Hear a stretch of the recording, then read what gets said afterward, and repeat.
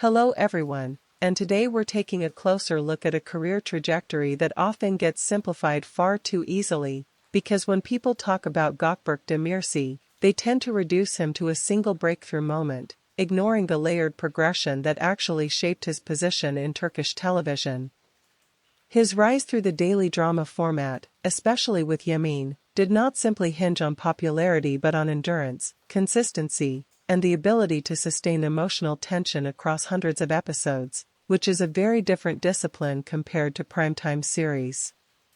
What makes his collaboration with Özge Yağız particularly interesting is that it occurred within a format often dismissed by critics, yet it generated one of the most discussed on-screen dynamics in its category.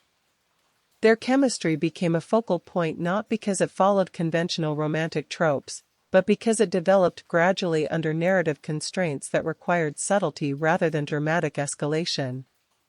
In interviews and audience discussions, it becomes clear that viewers were not just reacting to scripted romance, but to micro-expressions, pauses, and restrained performances that felt unusually authentic for a daily production.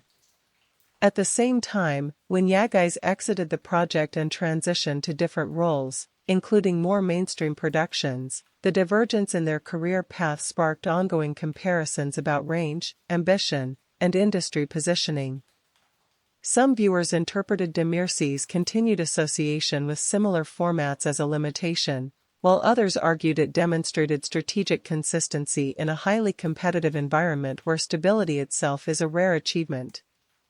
The conversation around them today is less about a single project and more about how two actors starting from the same narrative space can evolve in entirely different directions while still being linked in public perception.